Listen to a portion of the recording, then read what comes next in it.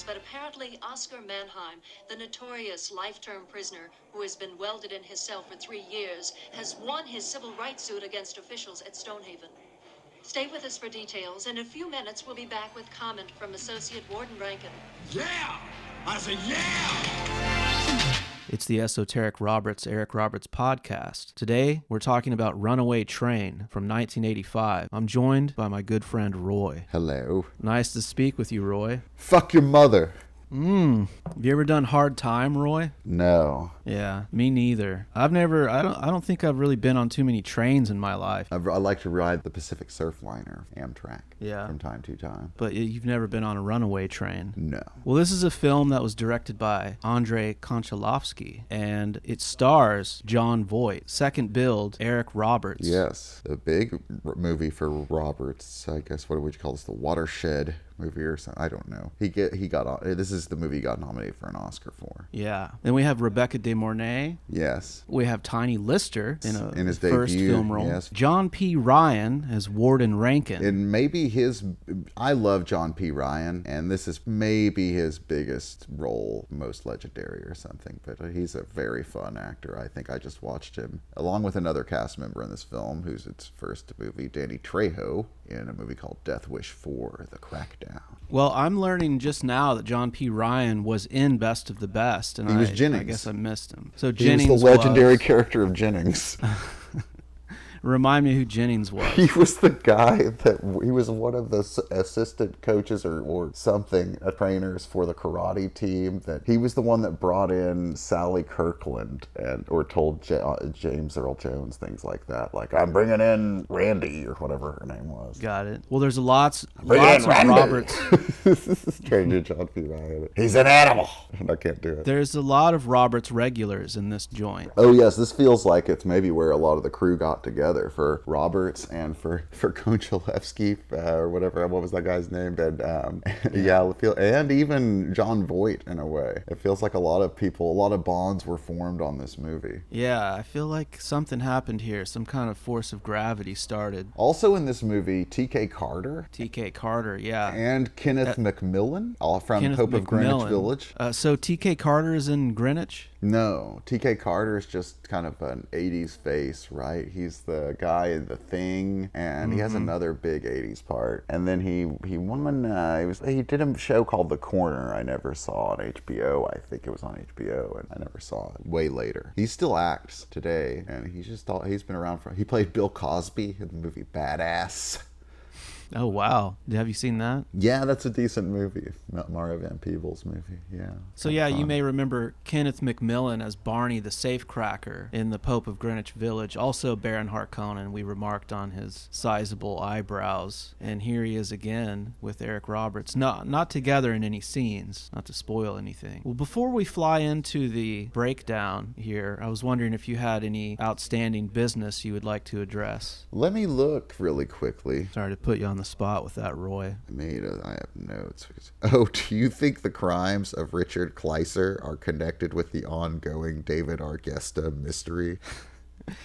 I had thought of that. I think that was my only If you remember, thing. Richard Kleiser allegedly murdered a man who had taken too much Seconal on purpose, but not fully died. Allegedly. We don't want to start any rumors. And David on this Argesta podcast. passed away, allegedly, in 2001, but had not been heard from since Best of the Best, or publishing a novel right after the film Best of the Best, in which he was an actor. And all he was ever heard from again was writing a review for some kind of maybe neoconservative novel around the year 2000, and then believe he passed away, but it's not 100% known. This is the true crime podcast. And he also probably directed and maybe appeared in an obfuscated fashion, Love, Cheat, and Steal. That's right. We mentioned that before. I'm just bringing people up to date on the ongoing mysteries. It's good. I like these motifs that recur. This was a Golan and Globus production. Yes. Our two friends who had founded the Canon Company. And Corporation.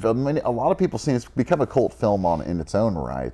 The wild, what's it called? It's called Electric Boogaloo, the wild and crazy story of Canon Pictures or something like that. But it's called Electric Boogaloo. But if you have not seen this documentary on the history of Canon Pictures, who released Runaway Train, or produced Runaway Train, it is worthwhile. It's wonderful. It's full of great footage from all those schlocky Canon films from the 80s. Not all of them were schlocky. This one had a pretty sizable budget. Yes, and some of the schlocky ones, they had sizable budgets for schlocky ones. They would be schlocky material that would be kind of well produced sometimes. Like, they did a lot of movies like Over the Top with Sylvester Stallone, and if you watch it, it's a better movie than it has any business being. It's just as cheesy. It's as cheesy and crazy and terrible as it is, but it's like you're like, oh wait, I don't think they would try this hard on this movie today. Well, the script here for Runaway Train was written by a couple guys. A feller that looks like he has a Slavic name of some sort. It looks like it passed through a lot of hands, perhaps. But one of the hands that it passed through were the hands of Eddie Bunker. First, who appears in the movie also as an actor. But first, it was an Akira Kurosawa property, and I think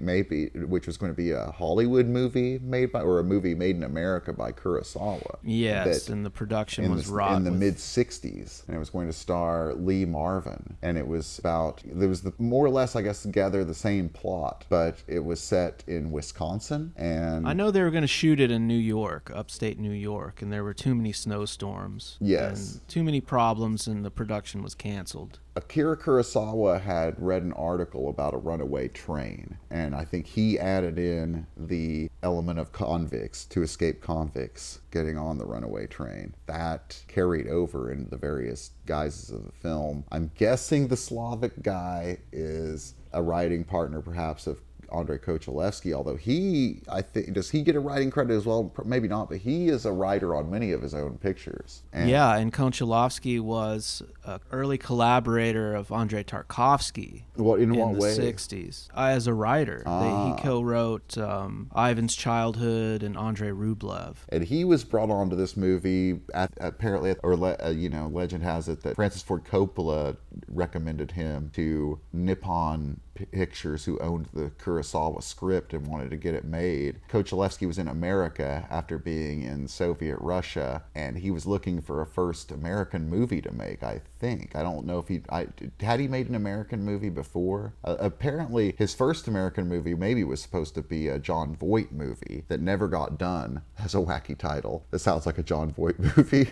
And then, so that's how Jon Voight gets involved with the movie, is Kochalevsky brings him in. So I don't know if between Lee Marvin and... Did you see where between Lee Marvin and Jon Voight there was anyone considered for this role? Yeah, someone else. Oh, no, not for Voight's role. No, me neither. But for Roberts' role. Yeah, and so then I'm guessing, I don't know who brings in Edward Bunker, but you can see how it happens that Edward Bunker was a con who, at the same time as being a con, he was trying to make it as a writer. And he ended up getting stuff published while he was in prison in the early 70s. One of those things being a novel called No Beast So Fierce, which became the movie Straight Time with Dustin Hoffman.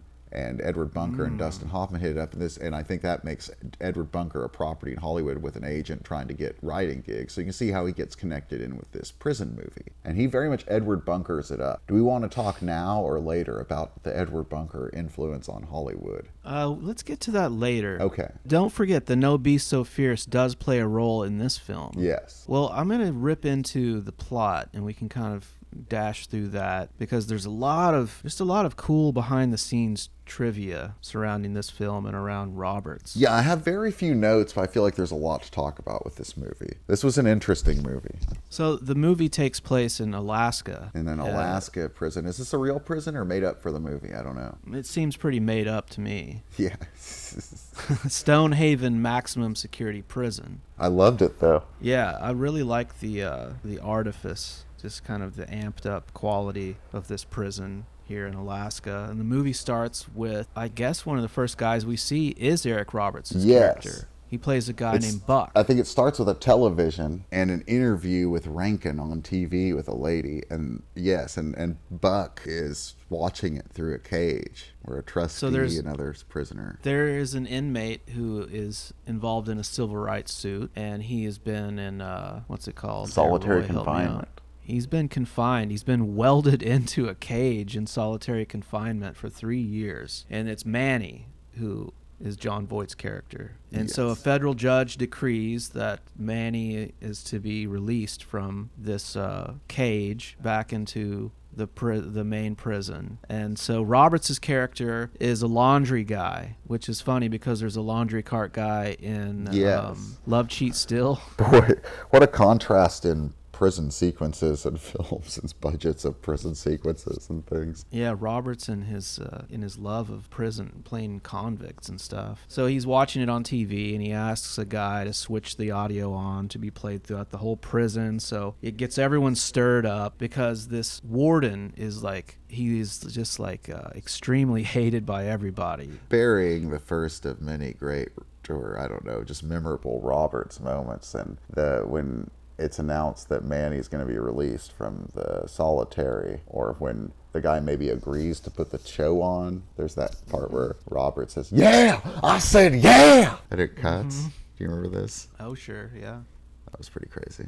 Yeah, Roberts is just 100% throughout this whole thing here. He's a live wire again in this one. Yeah, definitely. He took the part when Tom Berenger dropped out, and I wonder how differently Tom Berenger would have played this role. Yeah, we were going to mention that Tom Berenger was originally cast as Buck. Yeah, and Jeff Bridges turned it down. Yeah, I could see this going through a lot of Jeff people Bridges before they got to Roberts, honestly, just because he'd been in so few pictures to this point. But he was hot. So Rankin goes and visits Manny, whose full name is Oscar Mannheim. Now, do you remember Mannheim steamroller?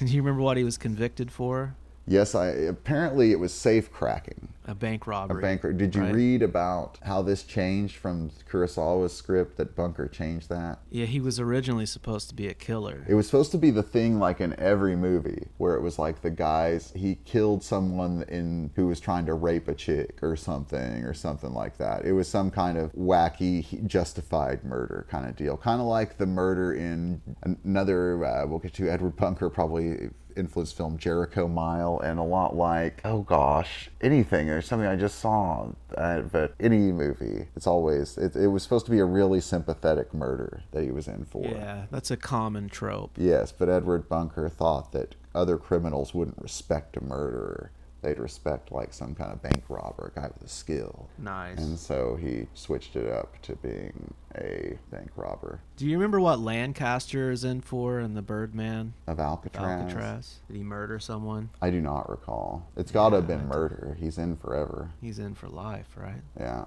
Back to the plot. Old Warden Rankin pays a visit to Manny in his cage. Yeah. Okay, but first, I started out saying, fuck your mother. That's when you first see the prisoners, and there's just a very, very overweight prisoner that like looks at no one in particular and just says, fuck your mother, really, and then turns around and starts walking, and it cracked me up. And then when Rankin, played by John P. Ryan, is walking, and when he talks about why he was in the thing for solitary confinement, he's like, he wasn't a man, he's an animal. And they talk about how the other prisoners look up, and he's like, well, because most of them are animals too. But then when he's walking, a lot of mention of men as beasts. Yes, men as beasts. This is the first time we get that theme, that Manny is not a man in Rankin's book, he's an animal, and most of the other prisoners are animals. And when he's walking down the hall, do you remember what one guy did when he's walking I sure to do, Roy. Also, did you notice in this prison? So when Manny's being released, they hear Rankin, they immediately riot. They just have a riot because of all the shit Rankin's saying about them being animals. Yeah, like flaming papers just floating throughout the prison. Yes, and all this prison stuff is well produced. And just this movie was nominated for the Oscar for Best Editing. It earns it. This is a tight movie with just all the cutting and stuff. It crackles with energy, between the energy of the actors and the energy of the editing and the camera angles and moves. This movie's really well made, I thought. It's high energy. It's a high octane film. It's So, but did you notice that Roberts had his t-shirt tucked into his boxers? Yeah. Okay, that was this part. Okay, so what did the guy say to him? Oh, yeah. So as Rankin is walking by, there's no way I'm going to do the audio justice. That's your mama's farthole, Rankin. The bitch is loud. But yeah, a guy makes a long, nice fart sound, and he says, "You hear that, Rankin? It's your mother's fart hole, and the bitch is tight." Oh, the bitch is loud. Yes. So the first time we see Voight, he's in the cage, and he's doing like tons of push-ups. And it is a tiny cage, and he's been in there for 3 years, but he's in good shape. And he's wearing he's got makeup for a scarred over eyelid, and he's wearing fillers in his nostrils to make his nose look all broken, and he's got Gold tooth. fake grill in. Yeah. He looks excellent. He looks like an even more fucked up Edward Bunker and more scary physically. In a strange accent. Yeah. Kind of sounds He's doing a crazy voice, yes. a little bit of a Brooklyn accent, but I don't know. I couldn't place it too well. He's also Just a city nominated guy. for Best Actor. He was nominated for Best Actor at the Oscars for this, and he won the Golden Globe for Best Actor. That's right. It is a performance deluxe. And yeah, and everyone loves Manny. He's like a folk hero in this prison. How do you think Lee Marvin would have been? Not as crazy as Voight. No, not as crazy, but pretty awesome. A little bit more stiff, but yeah, it would have been different, but cool. But Lee Marvin probably did some variation of this film like 50 times. And John Voight really didn't. Like, Lee Marvin was in Death Hunt, and he was in Von Ryan's Express, and gosh, Bad Day at Black Rock. It's just so many masculine movies in the wilderness like this. Well, so Manny's released, Train movies. and Manny returns to the general populace of the prison. He's reunited with this guy, Jonas, who's an old friend, played by old Eddie Bunker. Yes. And they haven't seen each other in 3 years, of And they're course. very effusive with their love. They're blood brothers. And it's wintertime Not by in blood. Alaska, by the way. But Not already balmy. Voight knows that Rankin's going to try and get him somehow. Rankin really wants him dead. Rankin and is Voight not has been going to play by the rules. We find out. Yeah, so there's mention. Voight meets Buck, Eric Roberts' character, and finds out that Buck is one of the laundry boys, which makes him very, very excited. Yes. Because that's part of their plan, their escape plan. And we know that or Voight is going to want to escape. Manny's going to want to escape, and we don't need to be told much. You know, in the other movie, Love, Cheat, and Steal, they had to tell us 50 times about the doll recording the thing. Right. In this, we just know Manny wants to escape, and Manny isn't much impressed with Eric Roberts, and Edward Bunker says, but he works on the laundry cart, and Manny gets really excited, and we know why. We don't need to be told, and they don't tell us. Yeah. It's some beautiful exposition. It's really well shove it done. in All your this face. prison stuff is a ton of fun. I loved the movie when it was in prison. Me too. And around this time, we arrive in a big boxing match. Yes, between Roberts and Dan Trejo. Daniel Trejo's on. Yeah, and this is another just high energy set piece here. Like the convicts in the audience are going crazy. Yeah, There's a corner guy man like- for Trejo looks awesome. Uh-huh. They do this they start with him in a frame that's already moving and cut to and swoop to into the ring. That was really cool. There's just insane shots of the convicts sitting in the audience just going crazy, like a guy just jamming popcorn into his mouth, so unnaturally, but so just so fun to see. It's so One cool. guy has a cat. Did you like the cat guy? And There's I like think a another pet guy kitty. had a dog. I missed maybe the dog, maybe it was but a I remember cat. the And kitty. I messed it up. I just missaw. Yeah. So old Manny has a front row seat, and he's enjoying himself. He's got his buddy Jonas by his side. That's right. And Rankin is up in the, I don't know, what would you call it? He's looking from on high down at Crow's the nest up in the proceeding. catwalks up there. Yeah, he's on a catwalk with some other Call it trellis. prison guards. I don't know. So then, let's see here. Who wins the fight? Roy, do you remember? I do. Roberts knocks Trejo out. Okay, yeah. And somewhere in this melee, in this Victory to excitement, Roberts. somewhere in this excitement, there's a murder attempt that happens. Well, what happens is Jonas and Manny split up while Rankin's watching them, and they know Rankin's watching them. Yes. And one of the two, Jonas makes a joke up to Rankin that Manny's been in solitary too long and is grabbing his ass. as he departs. Yeah, do you see that? He's been in solitary too long. Yeah, and they laugh in Rankin's face. And then Manny's looking at Rankin, and then he looks over at Roberts as Roberts wins. And Roberts sees an old guy moving through the crowd toward Manny from behind. Yeah, very sketchily. Yes, and Manny sees Robert's eyes. Then he looks up at Rankin, and Rankin looks at the guy. And that gives Manny the clue that this guy's coming with a shiv behind him. Yeah. So he gets caught, once maybe in the shoulder? He definitely catches it right through the palm of his hand. Yeah, he gets it maybe in the arm once and then in the hand, yeah. Shoves the guy off of him, grabs a chair like a lion tamer. Yes. Is battling with the guy. Rankin's just watching. Yeah. I think they fire some shots, maybe. Yeah, there's some, what is it, the rock salt that they shoot? It's got to be rock salt. It's not just shotguns, but they're definitely, it's not just shells, but it's definitely like they're aiming shotguns into the crowd. Yeah. So it's just another insane melee scene. Yes. This is the most shoutingest movie I think ever made. Just people shouting throughout the whole movie, and especially in this part. And so Manny is able to disarm the guy. Shoot the kid! Yeah, he disarms the guy, and the guy tells him that Rankin put him up to it. The warden put him up to killing him. Oh, yes, and Roberts tries to... Rankin made me. Tries to help him. And the guards... Oh, wait, that's in a second. I'm sorry. At any rate, well, Voight foils this attempt, and they shoot all this rock salt, and then Voight starts yelling up at Rankin, just taunting him. Saying, like, shoot the kid! Come on! Shoot the kid, Rankin! And while he's doing that, Edward Bunker comes up with a shiv and stabs the guy that was going to kill Manny. And eviscerates the guy. Yeah, and then guards come out. His guts spill out. Yes. Oh, yeah, he guts him. That's right. The guards come and just beat the shit out of Jonas for a long time. And Manny tries to help him, and guards or something restrain Manny. And Eric Roberts tries to help, and it looks like black inmates restrain Eric Roberts. So I don't know if I thought Manny was a hero to everyone, but it seems almost like that maybe the black gang had some kind of deal with Rankin or something.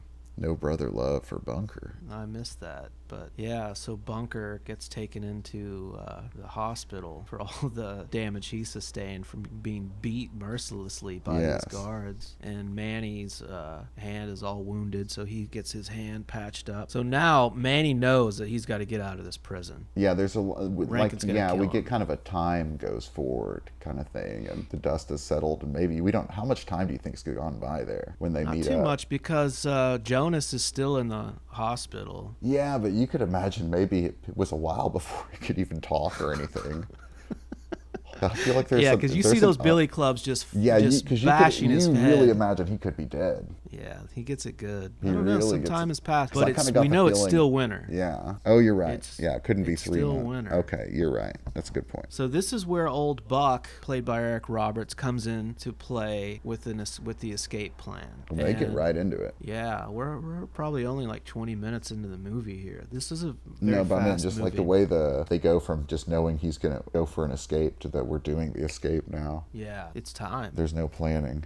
Yeah, Roberts is pushing his laundry cart around at the end of the night, and the last stop that he makes in the shadows, Manny comes out, jumps into the laundry cart. Roberts covers him up, and then they go and visit Tiny Lister, who we see for the first time, who is pretty young looking in this film, but apparently has a son. Yeah, he looks good, and he apparently has a son in the Golden Gloves. Now, I don't know how old that son would be. Yeah, that's a good point, that Tiny Lister's pretty young looking to have a son, but hell, yeah, maybe he's got that job. You never know. Yeah. He's got a working class job. Probably maybe had a teenage son when he was a young man. You never know. Yeah, he does seem like a good dad. Roberts congratulates Lister on his son and gives him a pair of boxing shoes. Tells him they're $80 as a gift. But that seems like expensive shoes in '85. Yeah. Think about how little the price of shoes have changed over the years compared to other things. When I was in 1990, I feel like $100 was a bunch for shoes, but you might end up paying more than $100 or more than $100 with tax. But that would be like a high-end pair of sneakers. Yeah. I still feel like $100. You can definitely go higher than that for sure, but $100 Crocs is still kind of a high-end pair of sneakers. Yeah, it hasn't really raised too much. People need shoes. But, Even I mean- like probably fancy leather shoes have probably not changed too much in price. Yeah, I don't know. Yeah, it seems like of all things, like sneakers have inflated very little. Well, this distracts the guard, Lister, Well, just enough. No,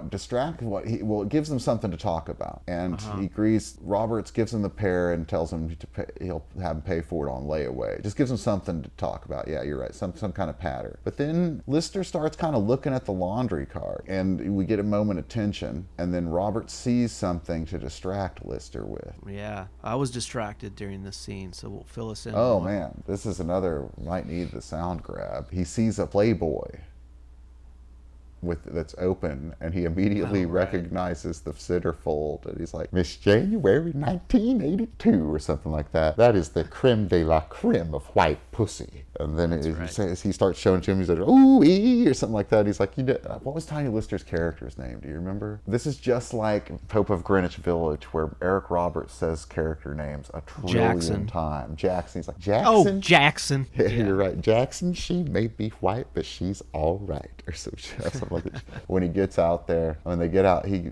gets outside with Manny, and Manny gets out of the laundry cart out in the snow. Or no, he pushes him outside, and he's like talking to the laundry cart. And he's like, oh, Jackson can't resist white pussy. I knew it.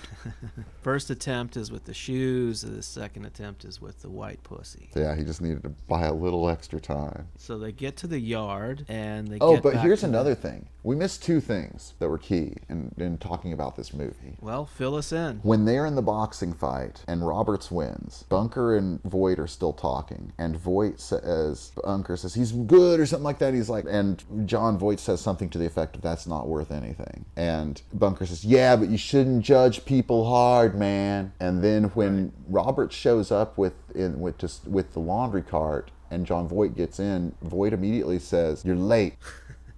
That's the first thing he says. Yeah, he's tough on him. He's a tough judge of character. Is that Yes. all you wanted to touch Those on? were two. I just felt those were two key things in the themes of the movie and the characters. And Good call. And to Roberts' character, I was trying to think of his name. It should be easy to remember. Buck. Yeah, it should be really easy to remember. Buck and Manny. Buck worships Manny. Manny's a celebrity to the criminals, as we stated, but to Buck, he's like everything. Buck is probably too naive for however old he is supposed to be, but he's feels kind of simple. Yeah, classic Roberts character. Yes, very much. He could just be all heart, no brains. Yes, and high on cocaine.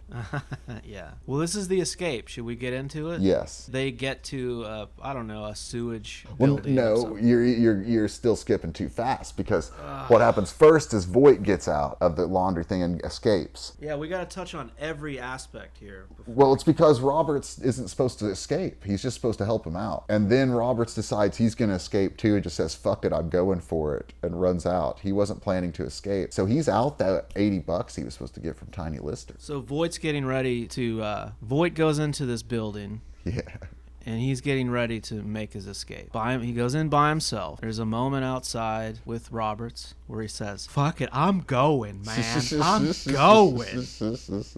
So he goes inside, and Manny is greasing himself up. He's got Naked. his shirt off. He's completely naked. He's greasing his whole body up. Nude men greasing should be one of the plot keywords on IMDb for this movie. If it's not already, we need to add that. Manny doesn't put up too much of argument. He just says, okay, if you're going to go, then you got to grease up. And so Roberts makes a case for his usefulness as being like, hey, I've got two good hands. Yeah. And a good arm. I'm a full strength guy. So Robert starts greasing up. He remarks on the gnarly smell of the grease. But he's about to really be smelling some gnarliness. And so they disappear down a manhole, or a manny hole, you could call it. And now they're in the sewers. Yes. And Roberts is really repulsed. Yeah, he's gagging and stuff. And Voight at one point is like, if you're going to throw up, you better do it now. This is a pretty good impression of the Voight accent. Yeah, so they trudge through the sewer. There's a really cool part here where they get to some bars that they got to get through in order to escape out of the sewer pipe. And Voight's character produces a car jack. He puts it between the bars and turns the jack and bends the bars out. I thought that was pretty neat. Yeah. There is some cool hand stuff and inserts in this for sure. So I'm guessing this is where the grease was used so they can slip through the narrow gap in the bars. I guess I don't know. Because they also saran wrap themselves. Yes, they did. Yeah, I thought there was going to be a little bit more tight squeezing, that they're going to have to like slip through some really like narrow pipes. But the only thing I saw were these bars. Maybe, yeah. Do you think I don't know. Maybe something was cut here, because I don't remember them even taking their clothes off to go through the bars. Yeah, so the listeners out there might have to help us. Maybe I really we either missed something or something's been removed. I'm going to say that my plot, keeping up with this, I'm going to rely on you a lot for your outline. The prison part was so awesome, and then after my interest in this movie, well, it's like, I don't know, just everything seems to overlap after that. Yeah, I mean, I'll do my best here. I have seen the movie twice, but I'm not a big plot guy, although I am on the show. I have to be. It's my job. They make it through the bars, and they basically slide down a pipe. Now it's daytime. It was nighttime when they got into the sewer, so now the sun's out, and you see him fly out of this sewer pipe and drop a pretty good distance down into a river in the freezing tundra of Alaska. And this is we're in Blizzard Town, big time. They went all out on making it look super snowy all the time. There's just such energy from the climate to match the energy of the yelling in the prison. Oh yeah, untamed nature, and plenty of shouting going on in this scene here of Roberts. Manny, I can't swim, man. I'm gonna die.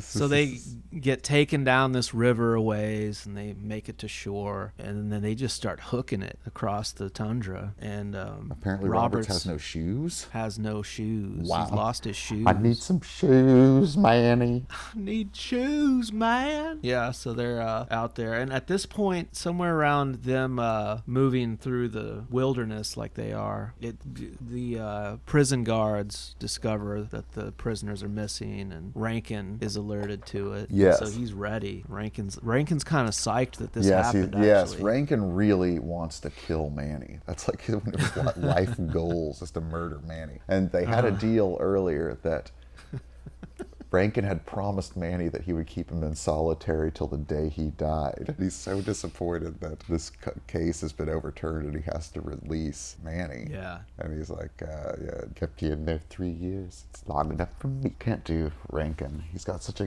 John P. Ryan has the best voice. And he's so wacky looking, and so many movies made him look wacky. He's like Kenneth McMillan. They're just fantastic. Yeah, just a great character actor. Yeah.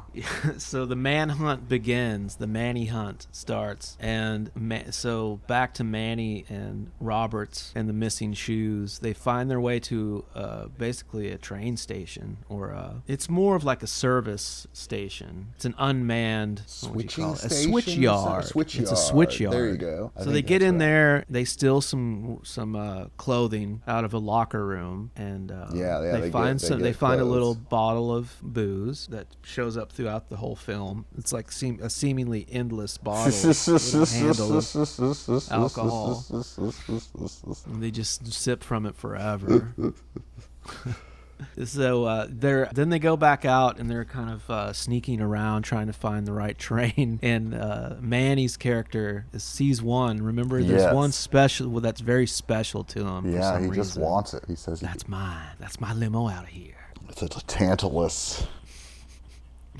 Yeah, that's kind of shows that Manny doesn't have the best judgment. No, it was a bad choice. It was a bad choice. So they get on board. Or maybe they sneak on board. Apropos to his character. And we get more of Manny's thing in this, where Roberts is yelling on the train and stuff when they get on it immediately, and he tells them to shut up because he expects nothing when he talks, if he expects people to actually hear them, that's unmanned. There's no one there or something. No, wait, I'm getting ahead of ourselves, aren't I? No, there's argument about how loud they should be. They jump on this train.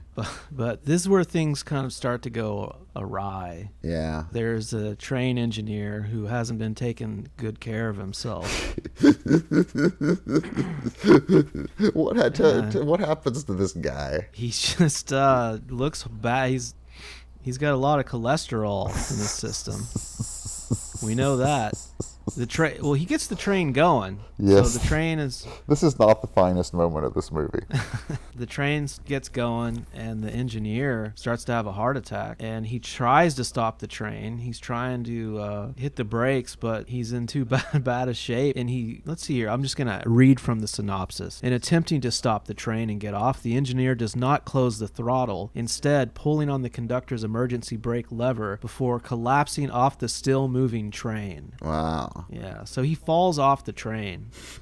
Yeah, we don't know whether or not this guy lives. We're hoping that he made it to the hospital in time to get some stents put in. The brakes burn off, and now it's impossible to stop the train because there's no brakes anymore. So here we go. The train is in motion, but the two escaped convicts have no idea of what's going on quite yet. They're still pretty jazzed. Oh, yeah. And so we have this whole, everything's going according to plan as far as they know. Yeah, they're pretty optimistic about what their new lives are going to be like. And we have this nice moment here where they're on the train and they're talking about what they're going to do. Yes. Old Buck has some plans. You remember what his plans are, Roy? Yes, I do. He's going to go to Florida or somewhere and party a lot. And then something about he knows somebody who works for a sugar company. I don't know. It's basically like the criminal version of the cop buying a bar when he retires plan, right? It's like the ultimate criminal fantasy. It's a criminal fantasy is exactly what it is. That's yes. right. And so Voight's character has this big Oscar speech here. Yes, this is one of the big Voight moments. That's right. Yeah, and this was the speech I saw in the Siskel and Ebert video that I watched of their review of the film. You ain't gonna do that. You ain't gonna do none of that, or something like that, right? Yeah, and he's like, what you gonna do is you're gonna get a job. You're gonna be cleaning. And he goes kind of job a convict can get, carrying trays, cleaning floors. Yeah, he talks about how a boss is gonna come in and a boss is gonna point out that you missed a spot, and he's like, you're not gonna want to look at this guy in the eyes because you're gonna want to kill him, but you're not gonna do anything. He's like, you're gonna clean that spot. Gonna clean that spot. Yeah, because that job is your life. Yeah, and if you can do that, this monologue. If you can do that, then you can be president of the United States. Yeah, it is a good moment, and I love John Voight in this movie. Shit, man, I wouldn't do that. More's the pity. I'd rather fucking be in prison, man. More's the pity. Yeah, more's the pity. I had to look that up. I'd heard that once or twice before. It's an old saying. Sure. It's a good one.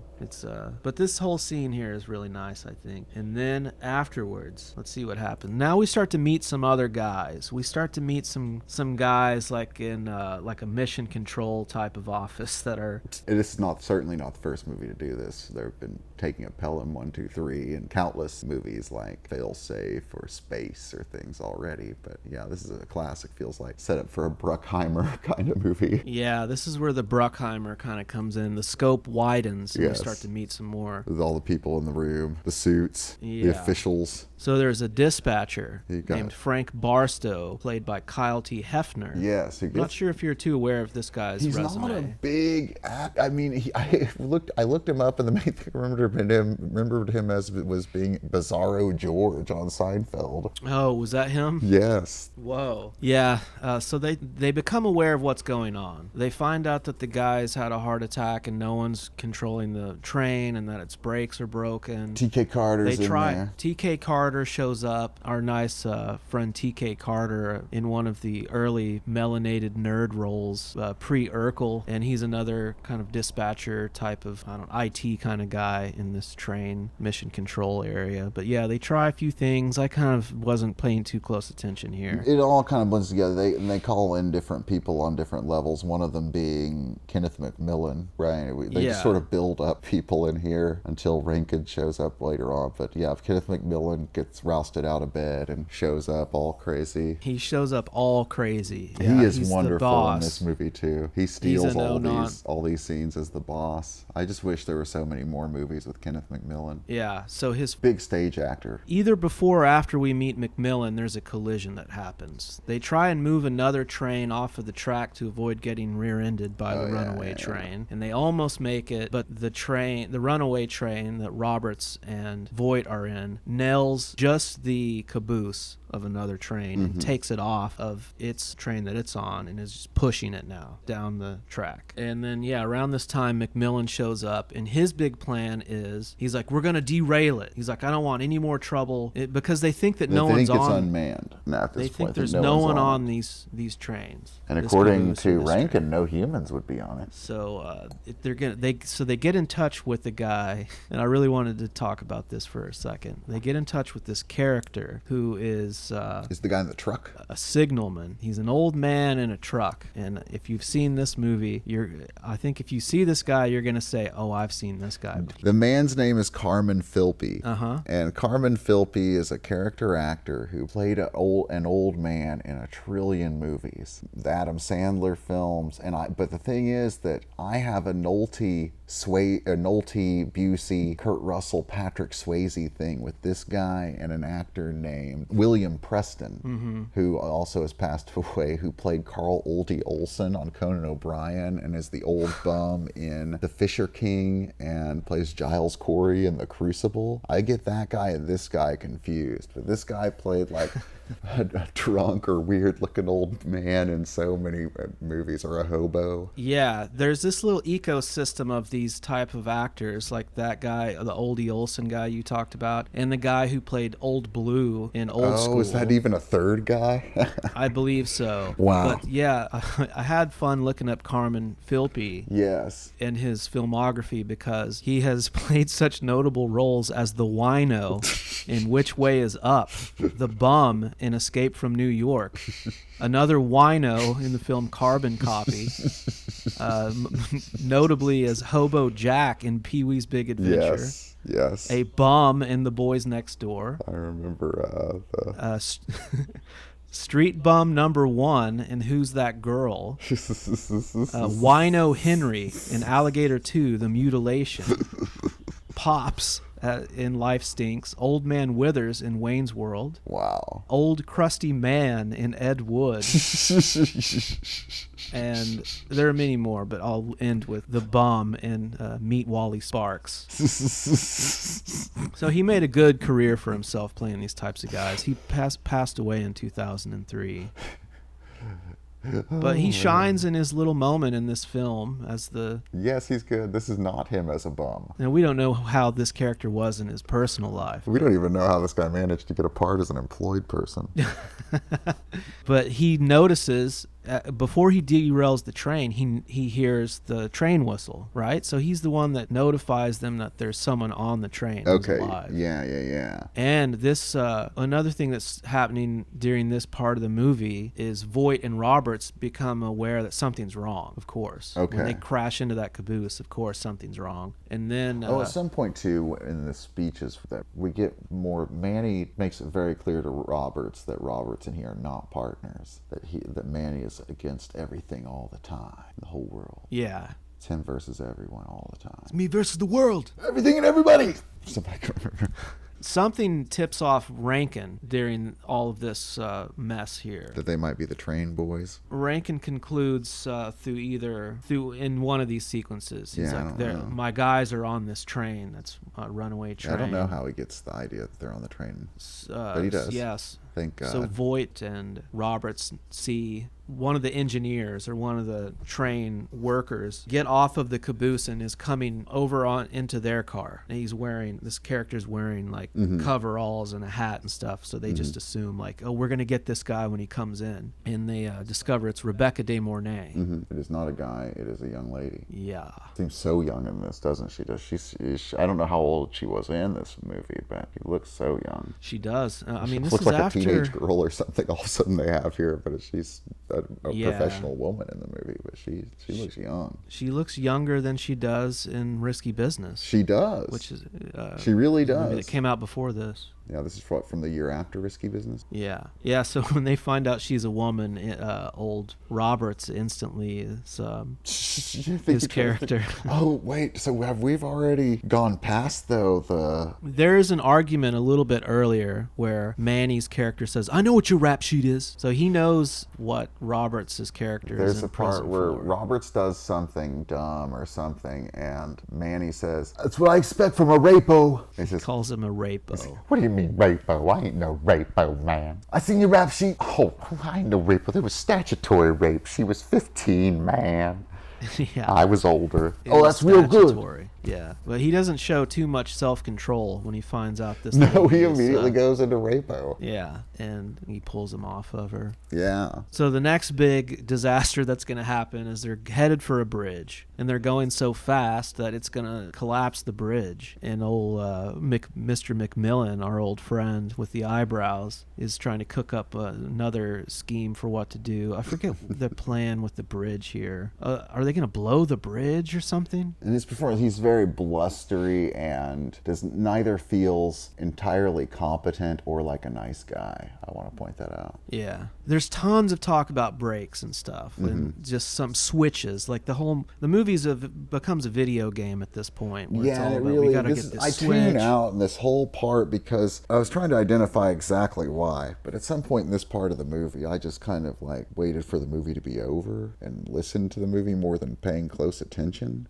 And it's happened to me every time I've seen the movie. And I think it just is because you have so few characters, and once they introduce that the third character is a girl, you pretty much at that point assume, unless they murder Roberts, you're just going to be waiting around a long time till the end where Rankin and the train and Manny and De Mornay are in the same place at the same time. It just kind of feels like nothing anybody's going to do is going to have any effect. We already know. Yeah, it We're would in a be movie boring. called Runaway Train. They haven't been on the train all that long. And it would be boring to just go into too much of the technical problems that they get into. I mean, I don't know if it would or not, because if you go on the IMDb or the wiki, sure it would not be. They go very in depth on the fates of the different trains that were used in the movies. I don't know. Yeah, there may be a lot of train world. geeks that are way into this movie. I don't know. That's what I was going to say. There's a whole culture of these train people out there. Yeah. And the synopsis I'm looking at right now as a reference is full of ridiculously detailed train I'd like to apologize. I mean, the minutia of anything like that is fascinating to someone, and things like that are fascinating to me, but I am not a trained person, so if you come to this looking for train people, no, I'm sorry. Sorry, train guys, but we honor and respect you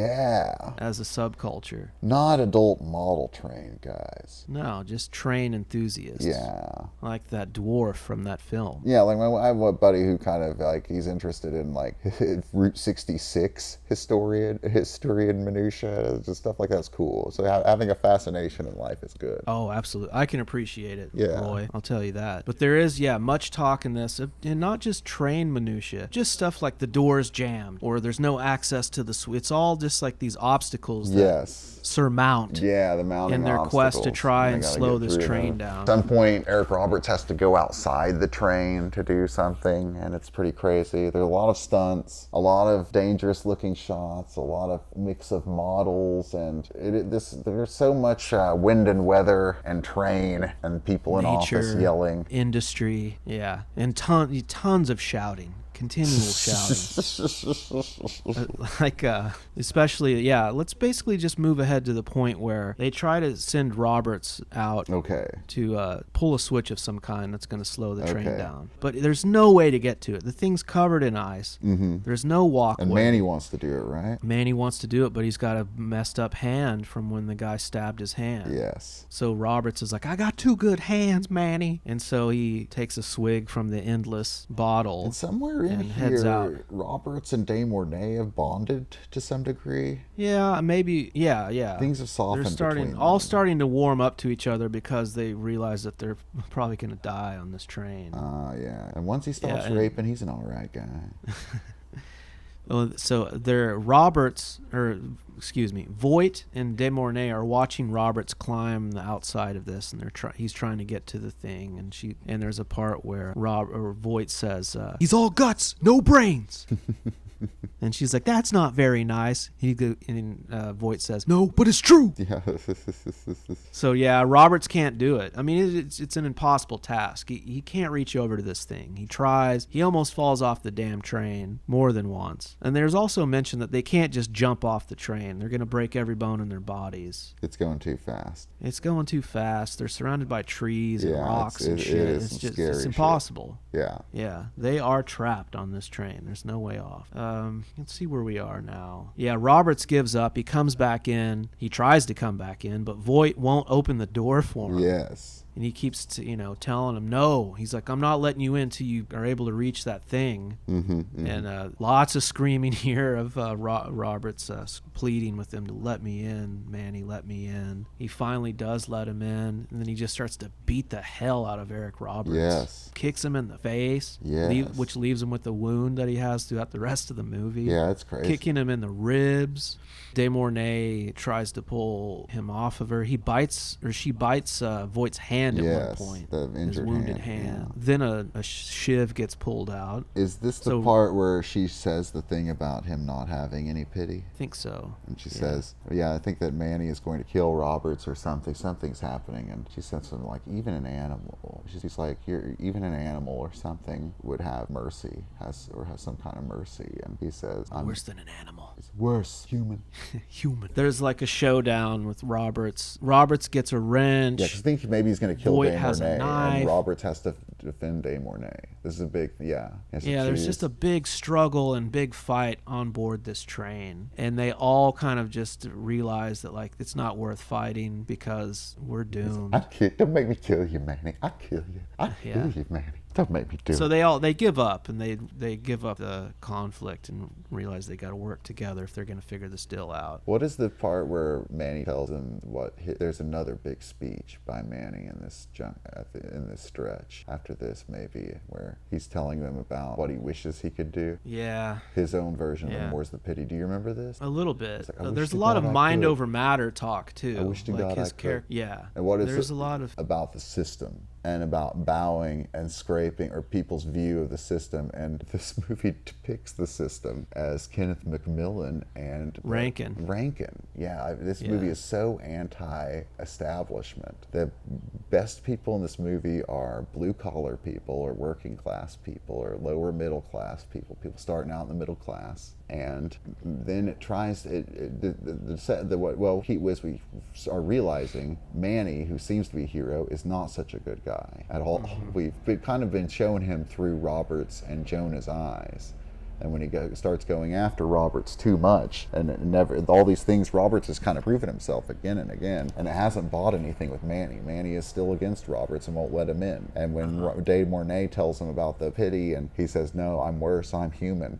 He goes, "I'm worse than a rapo. I'm human." Yes, and so now Roberts is now disillusioned with Manny, but Manny has a big thing here too. So something where he has his own More's the Pity, where he realizes that if he could go and get a job and live a life, that would be pretty good, but he'll never do that. He can't do it. Yeah, his character is a runaway train, Roy. Yes, Did you think indeed. His character is a runaway train, and his character has been fashioned by the system in a way where the only way it's been able to survive is to turn against everyone and everything. He has been made the animal Rankin wants him to be. We can imagine maybe that even before being criminal, he was some kind of institutionalized person in foster homes and such. Yeah, so he's like the man version of an animal or something. And his brakes burned off long ago. And that's what Roberts idealizes and wants to become. And that is what has made Manny be able to be the surviving criminal who's been able to break out and do all of these criminal feats, and what Roberts aspires to. But when Manny goes after the woman and Roberts decides to defend the woman over Manny, his illusion of Manny's coolness is shattered. and Manny we realize Manny is the villain, and Roberts is really the protagonist in a way. We're watching, and we're learning that. I would describe the film's moral as being like the lyrics of the song "The Captain" by Leonard Cohen, wherein the captain tells the man who narrates the song that there is no decent place to stand in a massacre, but if a woman takes your hand and then go and stand with her. But if you cannot raise your love to a very high degree, then you're just the man I'm looking for, so come and stand with me. And what separates Manny and Buck is that Buck hasn't been so burned out that he can't form human attachment and love. Yeah, good, Roy. I like it. And this will be a continuing theme in the works of Edward Bunker and the films of Edward Bunker, is this idea of humanity and a person having to be like a machine or an animal or care about nothing or be entirely focused to be successful as a criminal, or as we see in the movie Heat, an Edward Bunker influenced picture, to be certain that even a police officer to be the apex of this, that these kind of human attachments either redeem you or destroy you in these stories. And here it redeems Buck, and the lack of it, we shall see what happens to Manny. Well, the other villain of film, the original villain, Rankin. Yes. Whom I love. Well, around this time, during the middle of all this second act surmounting obstacles, Rankin shows up at the mission control. Yeah, of the train for the train. John P. Red's face so great. Just love him sitting outside the window, like hanging outside that window looking in. He's all dressed up too. He's another eyebrows master. Insane military garb. He kind of looks a little bit like the bad guy from Street Fighter 2. Oh, sure, Bison. M. Bison. And I think one thing John P. Ryan is his wonderful quality where he's both scary and intimidating and goofy, like the character Robert Mitchum plays in Night of the Hunter. And John Ryan carries this over from movie to movie. Well, the first person that he gets onto is the Bizarro Universe George actor. Yes. Who he tries to assert his dominance in this scene, where he goes, I don't care where you're from or which convicts you're trying to catch. He's like, get the hell out of here or something, right? And he shouldn't have done that. No. And shortly after that, he's got to go take a leak. And we know there's going to be trouble when the camera follows the guy into the stall. There's no other reason why they're going to have that shot. No. So Rankin comes in there while the guy's in the middle of emptying his bladder. Can't stand you. And he takes the guy's face and dunks it into the toilet with his own urine in it. And just like dominates this dude. He rips him out of the stall and tells him, wipe that piss off your face. And then he kind of tells him how then he takes control, And Rankin tells him, here's what you're going to do, and blah, blah, blah. So shortly after this, Rankin ends up on a helicopter, and the helicopter finds the train and is following it. Yes. The first guy they send down is, I don't know, some kind of lackey, some kind of poor bastard who climbs down out of the helicopter on one of those swinging ladders, and he's going to jump onto the train, and he's armed. But something goes wrong, and he falls into the windshield of the train car, and then falls under the train and gets chopped up. And DeVoigt's character just is so gleeful when he sees this. He starts laughing, and he peeks out the window and sees the helicopter up there, and more shouting ensues. Come on, Rankin, come on! Where do we go from here, Roy? More trouble. Somehow Rankin comes. We've got to get Roberts and De Mornay are trying to split off their part of the train from the head part of the train. Yeah, to slow it down. And meanwhile, Manny's hanging out in the head part of the train and busting out the windows and telling Rankin to come down to the train. Well, that's a little bit further down the line. My bad. Okay. Let me think here for just a moment. Basically, Kenneth McMillan, the guy that runs the train company or whatever, train mission control, says that we're going to just basically divert them onto a track that's a dead end. So we can we're just going to have to kill these people in order to save other lives, because the train is going to go through basically a tight curve around where there's a chemical plant. So they can't risk the train flying off the track and going into the chemical plant. And do you remember this just as a plot point, have you seen the movie Unstoppable? I haven't, but I've So- heard that movie compared to this one. Okay, yes, we're gonna have to maybe compare and contrast a little, or I'll have to. This comes up in the movie Unstoppable, and I think that Unstoppable doesn't claim to be based on the movie Runaway Train in anything, but it does maybe claim to be based on something that really happened, and I don't think it's the same story that is the same Runaway Train that Kurosawa based his script on, the one he co-wrote, but it feels very much the same. Like what really happened that Kurosawa added convicts to is like the same thing that they got the idea for Unstoppable. Unstoppable is just a runaway train in somewhere like Wisconsin or somewhere. I don't remember where it is,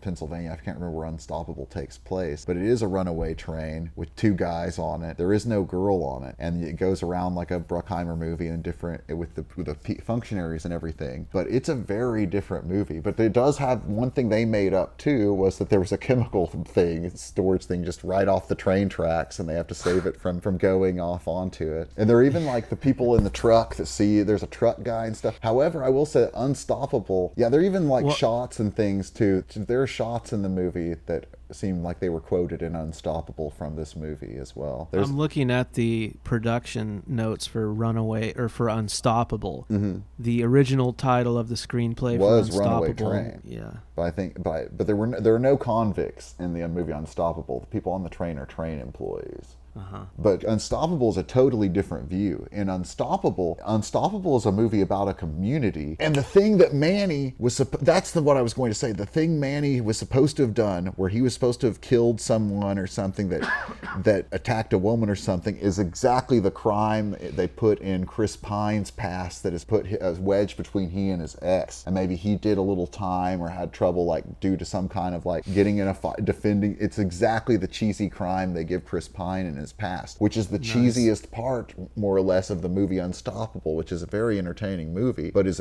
totally different in that this movie is so anti-system. But in Unstoppable, everyone is nice. Like the guy that shows up, I think Kevin Dunn would be your Kenneth McMillan counterpart, and his ideas don't work, but they're not stupid ideas, and he doesn't seem stupid. It's like everybody that works in that is like Rosario Dawson's one of the people in the office. What's your buddy, Rory Cochrane? Uh-huh. He shows up, and they're all Slater. Yeah, but none of them are idiots or bad people. They're all good people, and Denzel Washington and Chris Pine are both good guys, and their conflict that they have between each other them actually ends up making sense. And yeah, it's Unstoppable's a really short and entertaining movie, but it is just interesting how different it was, and how similar and different in that the whole outlook was different about the system. Like, there was really kind of a great society, community helps out. Like in another train movie, the Titfield Thunderbolt, the English movie, is kind of a community works together to save the day kind of movie. Nice. But this is not a community comes together to save the day kind of movie. No, this is a Kenneth McMillan comes together. Kenneth McMillan combines his eyebrows to try and save the day. But our characters are on their way to pretty much certain death now that they're on the dead end track, and there's no hope for them slowing down. There's no more switches left to reach or anything like that. It's during this part of the movie where Manny just gets up the courage he's gonna make it up to that caboose. And there are all kinds of like sound and things and shots of the train to make you feel like it's a monster and feel all this dread. There's all kinds of raging music beast and stuff. Yes. Did you feel it? I felt like the train was like no beast so fierce. I didn't really. But I did feel it. Okay. No joke. I felt like it was cool and everything, but a lot of times I was just kind of like, all right, here's another shot of the train. We get it. Yeah, I mean, it does get repetitive in the middle part of the movie. This movie, I really did. I wants to get out of the prison after a while. Like once you hang out with Millen for a second, I got pretty bored. Manny basically is going to get to the lead engine in the caboose. I don't remember the whole thing about that caboose, but remember he takes the remainder of the bottle of booze that's been with us throughout most of the movie, pours it all over his bloodied, wounded hand that's been totally like damaged over and over throughout the movie, like it's been bit. Yeah, there's one thing where he and Roberts have to take turns bashing something. Yeah, and he says there's another great Manny moment here where he's like, "You don't get it. It's up here. It's all up here."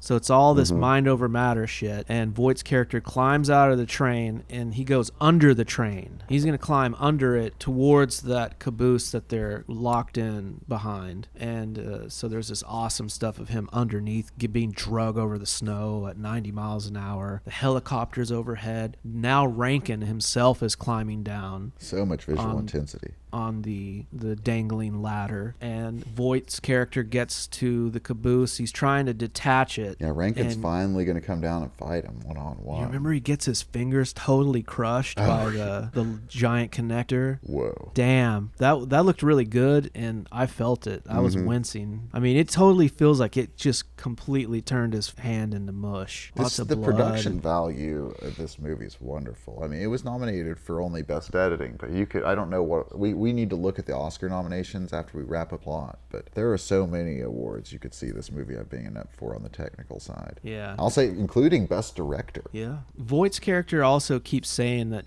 he's not going back to prison. No. You've probably already mentioned this, and that he's pretty much like down to die in this struggle here, and that he wants to go out as a hero. Yeah. And so he makes it into this caboose right as... Do we understand why?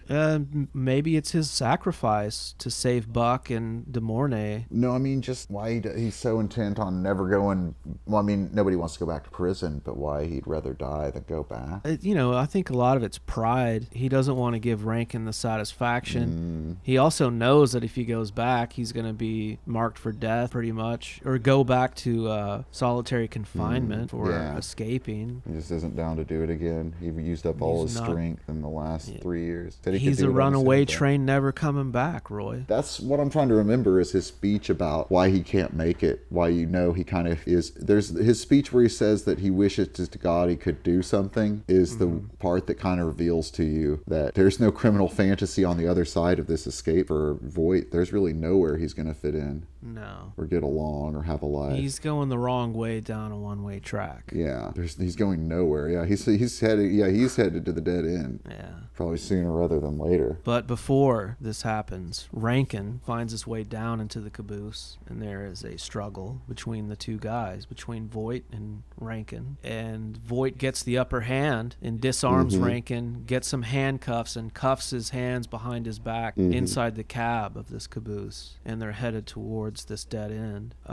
It's during this section that Manny does release the caboose, right, from the front of the train. So he does let them go. He saves Roberts and DeMornay. Yes. So Buck and the lady engineer are gonna live. Yeah. So he does find some humanity here. But the caboose. So I guess it does give him a degree of spiritual redemption. Yeah. But Roy, do you remember there's more screaming that happens at the end here? There's a lot of coming Rankin. from Roberts. Oh yeah. Don't do it, Manny. Yeah. So no matter how disillusioned Roberts became with Manny, he did save them in the end. Yeah. Yeah. He's screaming and pleading with him not to stay on that caboose. Yes, and Roberts has found the way of love and mercy. So he leaves Rankin alive down in the cuffed up inside the cab, and he climbs onto the roof of the lone engine, and the snow is flying past, and he's got his arms out. I want to say maybe there's some cross-cutting now back inside to the prison, right? With the sad prisoners. Yes, we see Jonah is still alive, and other prisoners. Yeah, it's a big moment. Yeah, of him going out in his blaze of glory. And as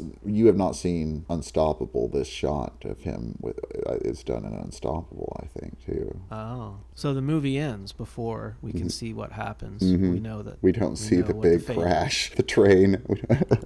Yeah, we get a Rosemary's Baby ending. He's got guy's eyes. And the movie ends with a quote from Shakespeare's Richard III. No beast so fierce, but knows some touch of pity. But I know none, and therefore am no beast. That's the end of the plot. How'd you like the movie? I'm with you. The train complication stuff kind of lost me there in the middle of it. But I just think it's a fun, crazy movie. I'd give it a thumbs up. Yeah, it really had the feeling of like a graphic novel or a cartoon brought to life or something to me. It does. It takes place in a crazy world that is it's really well made. Everything is turned up loud. It is a thinking man's movie. I was thinking about this because I almost feel like it's a more fun movie to think about after the prison part than it is to watch. It's kind of the opposite of a Hate Yourself in the Morning movie, where it's kind of like, okay, there were parts of this movie where I actually wasn't that entertained, even though it worked hard to entertain me the whole time. But in the end, it is a fun movie to kind of mull over because it did have a thesis and through line and moral. And you realize how few movies do and how much more enjoyable it is to me when a movie does. I love when a movie has a through line and moral and ideas, and you can think about what it's trying to say. This is akin to literature. It's kind of like a David Mamet film, but it's not the same morals that David Mamet would espouse. It's the morals that Eddie Bunker and Michael Mann would be more inclined to espouse. But I agree. I thought, that to me the movie, I think that there are ways they could amp up your enjoyment of your enjoyment of the movie in a way. You don't have much attachment to Rebecca De Mornay. Roberts and Manny are not very sympathetic characters, and there are no townspeople that we're afraid are going to get killed by the train. All of those things could perhaps make you more interested. More lives at stake. They would water down perhaps the themes of the movie. Some people would enjoy it less, but those are things that could maybe keep you more invested. There's not much that we get from De Mornay's character. No. She's kind of there for just Roberts' redemption. Plot along in certain ways, and for that. I did watch, like I had mentioned, the Siskel and Ebert's review of the film. Oh, yeah. I heard Ebert gave it 4 stars, but I didn't read his review. Yeah, Ebert was very excited about the film. Siskel gave it a thumbs down, I believe. Oh, really? Well, he was more negative in their discussion of the film. I actually don't remember what the thumbs up, thumbs down was for that one. But Siskel complained that Roberts was overacting in the film, and that he really kind of accused Roberts of always overacting in everything leading up to this film. I guess it would be Star 80 and Greenwich and few others. I'm going to agree with Siskel. What's that? I'm going to agree with Siskel that we could have gotten a far less annoying version of Buck in this movie from another actor. Yeah. Ebert's argument was that the posturing worked for Roberts' character. It made sense. It's another role where it's like, I don't know if he's necessarily unbelievable, but he's not delicious. Yeah, you really have to evaluate it like, is the performance good or is it just lovable? Because Roberts is very lovable in this film. Well, if it's lovable, then it's good. To me, I found him annoying. Yeah, see, he's not annoying to me in it. He's just funny. Yeah, we're on the opposite sides of the Siskel-Ebert debate on this. Yeah, I don't know. I think you can be lovable and bad, but... Sure, I guess so. Either way, like you said, I don't know. I feel like he was utilized correctly by Konchalovsky. He kind of maybe used his weaknesses to the character's advantage, or I don't know how you would word that, but yeah, what else did I want to talk about? I mean, Voight to me is like he's incredible in this. He's way more advanced than Roberts. I gotta give him that. But could this movie have been slightly better if it had been with... I only thought about this because I read something last year. I read book Schrader on Schrader, and he talks about Mosquito Coast and says that Mosquito Coast was written for Nicholson, the screenplay. They wanted it to be a movie starring Nicholson, and he didn't go for it, and he thinks that it being Harrison Ford killed the movie. And his reasoning was that the way that you're intoxicated at first by the character and then you're supposed to become disillusioned with him in the same way as children are, the character is never that great of a guy, and so it needs to be someone like Nicholson that you'll almost go on a ride with for anything. And I was thinking if Nicholson was, and I was thinking that maybe the character in the father in the Mosquito Coast is kind of similar to Manny, and Buck is kind of similar to whatever the character River Phoenix plays in Mosquito Coast. And I was thinking maybe I can see that. Maybe Nicholson or someone that's just really lovable as Manny would have been, and then just turning that inside out would have been another way to maybe make you more interested in the movie. But that being said, the performance by Voight is a lot of fun. Yeah, he's really good in it. I mean, he's over the top too, Yes, he is. but his over the topness is just a little more sophisticated. It's I like guess you he could feels say. like he's in Daniel Day-Lewis mode in this. Yeah, and he, like you said, was rewarded for it. He won the Oscar, or he won the Golden Globe. He and Roberts both lost the Oscars. Roberts lost the Oscar to William Hurt for Kiss of the Spider Woman, and Yes. Voight lost to Hurt, and Roberts lost to Hume Cronin for Cocoon. Don Amici. Don Amici for Cocoon. Yeah, and then and Roberts lost the Golden Globe to Klaus Maria Brandauer from Out of Africa, a film I haven't Which seen. won Best Picture that year, which I've never seen it either. I was going to ask you that. That's one of the things, I love to do my research and watch side movies for these things and learn things. I certainly did that with this movie, but that's one I downloaded Out of Africa just to see because I'd never seen it, and I was hoping you had, but yeah, I didn't get to it. In my side research, I did watch the film Altered States starring William Hurt. Oh, I've been meaning to watch that. You never seen it? I've seen it once years ago, but I think I kind of I don't remember it all that well, but I've read a book since then that made me want to rewatch it. What'd you think of that? By Mr. Lilly. Yes, I read John D. Lilly's autobiography. Oh, man, yeah. Altered States is a wild ride. Maybe my favorite William Hurt performance. Oh. But he's a tough one for me. Have It's you hard to locate the soul of Hurt in most of his roles. Bless his heart. I go He both tries. ways with Hurt. Sometimes I like him and sometimes I don't. I love Body Heat. What's the one I was thinking? That there's another. Have you seen the other John D. Lilly based movie? Day of the Dolphin. Yes. Directed by Mike Nichols. Is I it? have Or not is it? seen I it. thought it was a Robert Aldrich movie. Is it a Mike Nichols? Maybe It's you're a right. Mike Nichols. Wow. Wow. I've seen part Crazy, of it. right? It's crazy. A few points that I wanted to bring up. About John D. We Lilly? talked- no, Did you ever play but the we can talk Genesis about game him. based on John D. Lilly? Echo the Dolphin? Yeah. Is that the one? Yes. Yeah, I've played Echo the Dolphin. For people that don't know, John D. Lilly was a man who liked to take a lot of LSD and ketamine and go into a sensory deprivation tank. And in this sensory deprivation tank, he developed ideas that, or he thought he was contacted by beings, solid state something, and also our cetacean overlords, and learned that cetaceans, whales and dolphins and such, are really higher beings than us and have been sent here to kind of like guide us or something. They're kind of like our gods or angels or something. And so he started a lot of research with dolphins and things, and his was it was called ECHO, and it was the Earth Coincidence Control Office. Whoa, Is it'd be a what good name ECHO for a stands band. for. And yeah, he had a lot of maybe Hollywood people and stuff were interested in his research and would visit his California lab. But yeah, they made a couple movies based on different aspects. There's the dolphin research movie was Day of the Dolphin, and the sensory deprivation tank movie is Altered States. Written by Patty Chayefsky, Whoa.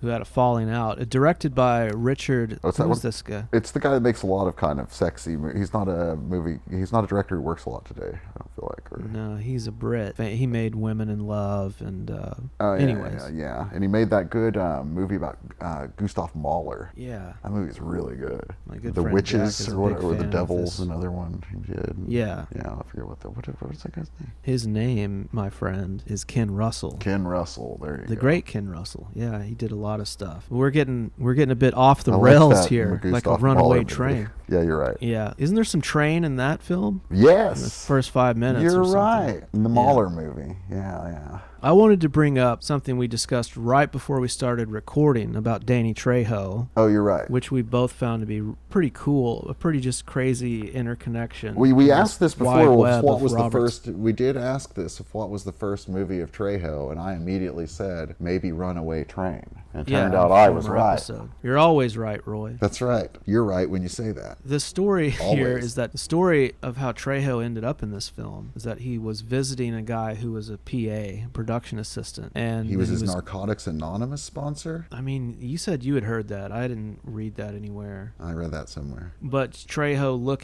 always looking like an ex-con, was instantly asked to be an extra. This would have been in the prison sequences, and Eddie Bunker recognized Trejo on set because they had both served time in San Quentin together. So then Bunker gets Trejo a better job. He gets him a job as Eric Roberts' boxing coach on the film, and then later as the opponent in the scene, right? Doesn't this seem wild? So how do you get a job as an extra, as a PA, then an extra, then the boxing coach for the scenes you would presumably have been an extra around? Well, I've thought about this. Do you think he was Eddie Bunker's Narcotics Anonymous? I think that he had some dirt on Bunker. Ah. I think old Bunker may have been turned out more than once in the pen, and Trejo didn't want Trejo to ruin his reputation, nice. So he got him that promotion. I feel like no, I'm not sure. Maybe Trejo was Eddie Bunker's Narcotics Anonymous sponsor, and that's how he got on the movie. And they just don't want to say that or something because it's Narcotics Anonymous. Although maybe Bunker didn't want it known that he had a drug problem because perhaps he has some wild crime aspersions. Do you think Do you think Edward Bunker had an ongoing drug problem and indulged in it with friend and constant co-star Eric Roberts, who had a drug problem? I mean, one can only speculate. You look at the evidence and you trust your instincts. This last note here that I liked a lot. Trejo later stated that he was staggered to find out that the coaching job earned him $320 per day, which was more than he had ever gotten from a robbery.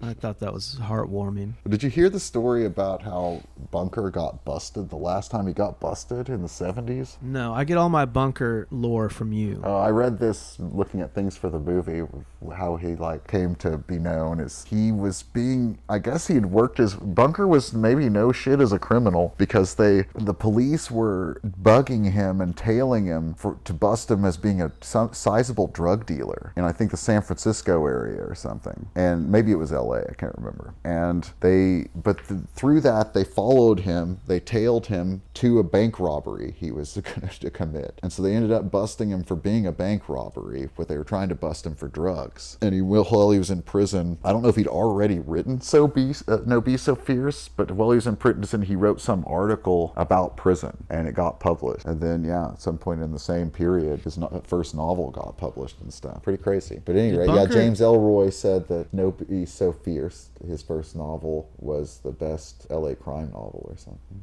or best novel about the LA underworld. I don't remember now if Bunker had any connection to the Pope of Greenwich Village. I don't remember. I don't think he did.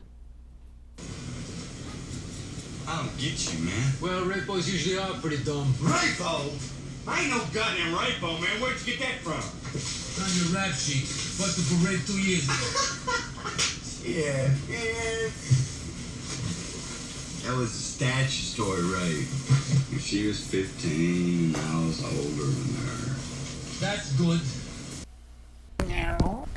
Okay, Roy, you there? Yes. Let's kind of bring it to the end. Well, I wanted to bring up what movies were. I wanted to list the movies and talk to you about the different Eddie Bunker movies over the years. Yeah. And just tell people a little bit. How many can you name? I can think of there's Straight Time, there's The Jericho Mile, there's Thief, there's Runaway Train, there's Heat, there is Black Hat. What are other movies? There are more movies that are influenced by Eddie Bunker's. Just Animal Factory. Well, he's in Reservoir Dogs. Did you say that? I did not say he's in Reservoir Dogs, so we know Tarantino's a fan. But there's just this way. That was my introduction to him. Me too. That's the first I would have seen Edward Bunker, and I think looking up just who's this guy? Everybody else in this movie is someone finding out that he was a criminal crime novelist would be the first. So he wasn't always a writer. He was mostly an advisor, right? He was a tech advisor on different movies too. I think on Straight Time maybe, because Dustin Hoffman's basically playing him in Straight Time. Yeah. And that's where he gets hooked in with Michael Mann as well. What did he serve on Heat? Well, Heat, I just think you just see the Heat people just feel like they're just so inspired by the Edward Bunker way of. That's what I want to say is Edward Bunker. All these movies always have some kind of criminal who has a very rigid system of him versus everybody, and it can't get attacked. Manny can't have love for anything except for his little systems and stuff, and nothing can fail. And it's like in Straight Time, everybody has to be by this code of the streets. For Dustin Hoffman. He can't break. He's learned to survive inside. And so it's kind of, and then what really redeems him in the end is when he when he tells the girl who loves him, don't go with me. I'm going to get caught. And in Jericho Mile, the guy, he's got his system where it's like he can't get out of he can't run outside. He can't think about an outside world because for him there is no outside. If he thinks about the outside, his mind will break. So he doesn't want to run outside. Did he write the Jericho Mile? No, but he was hanging out with Michael Mann.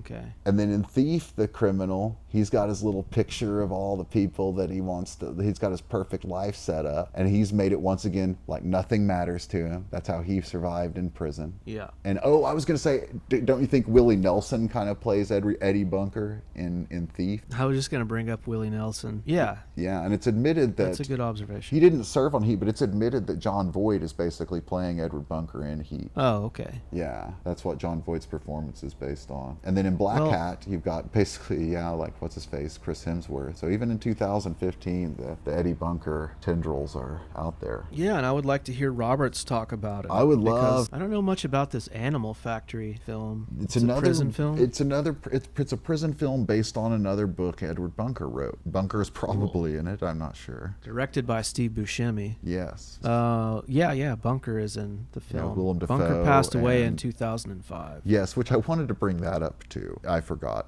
He passed away in 2005. I believe in our Best of the Best podcast, or Best of the Best 2, I said that maybe Edward Bunker was bald because he was dying of cancer. Apparently that is untrue. And as we saw, I think in this movie he was shaving his head at some maybe point. Maybe he beat it multiple times. I don't know. Maybe I just invented that out of thin air and talked out of my ass. Because you did mention that he's very thin in it, and so... Yeah, it's like I just made that up. I think I was going crazy. Well, it says, okay, let's put it to rest. He was a diabetic, and that's what killed him. Yeah, so no cancer involved. No cancer. Well, if he had cancer, it didn't kill him. 12 years before he died. Yeah. And it looked like in this movie, maybe he just liked to shave his head sometime. As far as Roberts in this year, 1985, he was also in the Coca-Cola Kid. Yes, the Dukan Muschayev film. Yeah, so he's working with some Slavs. Yes. Oh, yeah. So these guys who had made their careers in these Eastern European countries and now are in the Hollywood system. Pretty cool. I have not seen the Coca-Cola Kid. Probably your first leading man Roberts movie, right? Where it's your first top billing Roberts movie. And Pope is 83? I guess so, yeah. Or 83 I don't or 84. remember what year Star 80's from, but he's not really the star of Star 80, No, right? he's the second lead or third even. Yeah. The girl in Cliff Robertson. What's her name? Hemingway Robertson. Mariel Hemingway. So, have you ever seen any other movies by Andrei Kochalevsky? I was looking up his filmography. I have seen Tango and Cash. How do you like Tango and Cash? I don't remember. I was a kid. I watched it 2 days ago. Yeah, oh, how does it hold up? I thought it was a terrible, terrible, terrible movie. Looks from 1989. Like $1 trillion. It's a wonderfully directed movie. Awful, awful movie. Yeah. Kind of movie I hate. What else do you remember from his filmography? Well, I watched Shy People. Okay. An 80s movie with Barbara Hershey, Dawn Swayze in a sizable role, Martha Plimpton, thinner Pruitt Taylor Vince, Jill Clayburgh. I didn't care for that either, but once again, wonderful looking movie. That's a movie that we actually brought up Shy People once, talking about Heaven's Prisoners with just the shots of the bayou, and I didn't like it that much. Then I think those movies, and I watched the beginning of a movie he made called Homer and Eddie. Yeah. Have you heard of this? Oh yeah, it was one that was always on cable. Did you watch it? In my youth. I don't think I've ever seen the full film. It's Jim Belushi and Whoopi Goldberg, kind of a road comedy. Yes. Or a dramedy. Yes, with Jim Belushi as a man of diminished mental abilities. Oh no. Did you watch this recently? I tried to, and I turned it off. I might give it another chance. I was like, oh man, this is harder to watch Homer even than and Shy People. Well, Eddie is Whoopi Goldberg, who would go on to also star in the movie Eddie later. She played two characters named Eddie that got their two title characters named Eddie. Yeah, crazy. That is wild. And Jim Belushi is Homer. I think this more or less this series of films, including probably Runaway Train, Train. Didn't help his career too much, Kochalewski over time, even though they all look great. Then he did a movie called, although I wouldn't say Comer and Eddie looks like anything spectacular based on what I saw, but I was watching a VHS rip. But then he made a movie with Tom Hulce and Lolita Davidovich and Bob Hoskins and basically a bunch of Euros called Inner Circle, about Stalin's projectionist, based on when in Soviet Russia, Kochalewski tried to bribe a projectionist, an old projectionist, with booze to find out what the censors were saying about his new movie. And when the guy told him, he said, "Don't worry, this is nothing compared to what they said about the movies in Stalin's day." And he's like, "Well, how do you know?" He's like, "I was Stalin's projectionist for 40 years or something, for however many years or something." And so he was like, "Oh, we should write they talked for hours, I guess, and Kochalewski said they should write a book about it and sell it to the Americans, and the guy said he would go to the gulag if they ever did." But then Kochalewski, I guess years later, like almost 20 years later, in the early 90s, made a movie, an indie movie and a pretty well produced indie movie, I guess. I don't know how much of this is that guy's story. Once again, I didn't really like it. I didn't really like The Inner Circle. I thought they could have done a lot more with the idea. And as a movie person, I wished a lot more of it was about what they said about movies. Very little of it's about that. It's about continually foolish Russian projectionist coming to be disillusioned with communism. Those were, I think, all. I tried to watch. He made the TV movie, two-part TV movie miniseries of The Odyssey with Armand Assante, which I have seen. How'd you like that? I didn't really like it when I was younger. I was a big fan of the Odyssey, of Homer's Odyssey, of Eddie and Homer's Odyssey.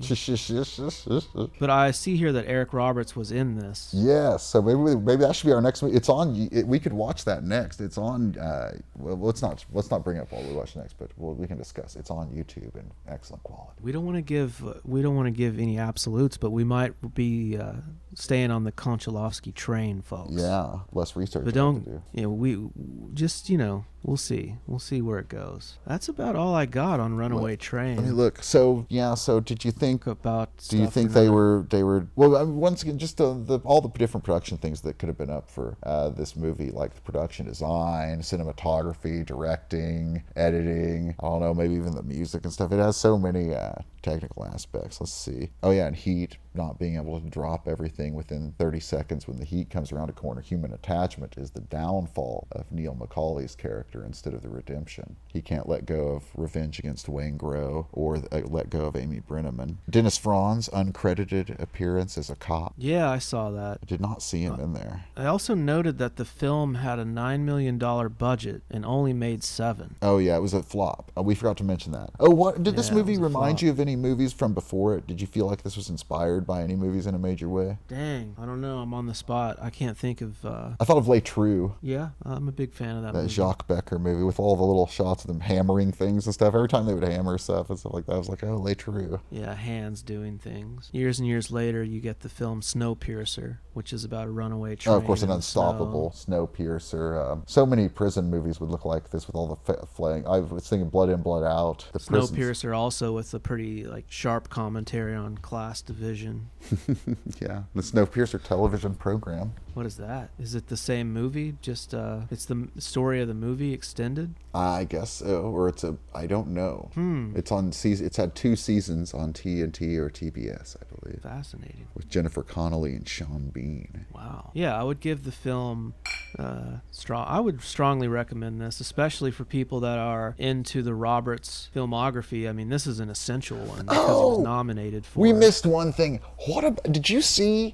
Does anybody know what the hell happened to Jon Voight in the 80s? Physically? He only made like 4 or 5 movies in the 80s. And I think he did this movie and like 1 or 2 after this in the 80s, and then not any movies till like 1990. He came back with a movie he wrote. I couldn't find. I really looked for this movie that he wrote called Eternity. But essentially in the 80s, he did this Hal Ashby movie that I think he also wrote that I couldn't find either. And then he did 1 or 2 other small films, and then he did this, and then he had 1 more movie which I got and didn't watch yet, and then nothing until like 1 movie in 1990. Then he starts coming back in TV movies, and then he's not in another real movie until Heat, and then Mission Impossible and stuff. So what I learned looking at this was like that I've seen almost every modern Jon Voight movie. Yeah. From the 80s back. Yeah, it's like crazy. There was a solid 5 years where he didn't make any movies. Yeah, my first introduction to Voight would probably have been Mission Impossible. I'd probably have had noticed him in earlier stuff just in passing. But then, yeah, he kind of made this, he had like a career resurgence in the 90s. As a supporting There's also actor. a lot of lore, like funny John Voight stuff in the 90s, like going back to Seinfeld. Oh, you're right. He was on Seinfeld John too. Voight's car. Do the story of John Voight's car on Seinfeld is that the character George buys a car, a Chrysler LeBaron, that allegedly used to belong to John Voight. Well, my buddy, he bought this book. It has it's David Mamet's 3 War Stories, and he opened it up, and it has a little inscription inside, and it's from David Mamet to John Voight. So Whoa. It's possible, but not provable, that my friend has John Voight's book. Yeah. But the John in Seinfeld ends up being with an H.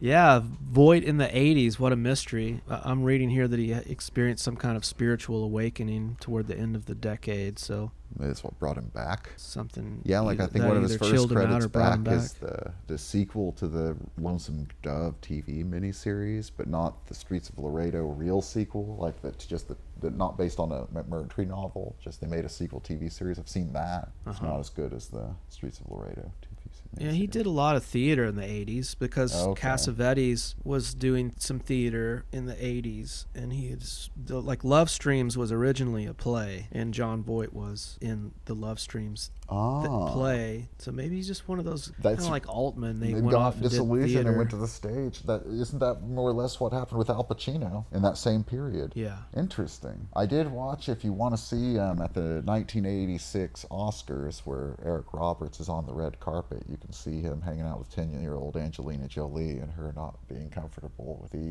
being on camera at all. And John Voight he is one of these guys that seems like, I don't know, like he's tough to hang. Angelina Jolie today seems like this too, but they seem like tough hangs. Yeah, well, now Voight is pretty far right. And he's conservative. this part of why I think he's such a tough hang is he's one of these guys that like couldn't wait to tell you how left he was in the 60s and 70s and even 80s, and then he couldn't wait to tell you how right he was in the 2000s. It's like if you know somebody like that, it's like they just can't wait to tell you all about all their life choices and feelings and what you need to be doing. And then it's like in his Oscar speeches and stuff, it's like, oh man, he seems hard to handle. The politically outspoken John Voight. Just outspoken about anything, yeah. Well, he was. I think he's had a pretty good run recently on this show, this boxing show on Showtime. I thought he was on Ray Donovan. Is that a boxing show? I think it's a mob show. Oh, I thought there was something that has to do with boxing in this show. I think Liev Schreiber played boxer Chuck Wepner.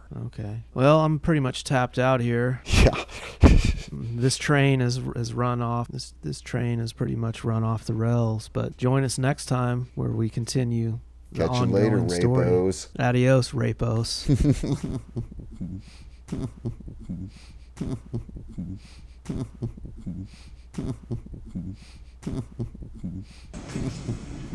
Could you do that kind of shit?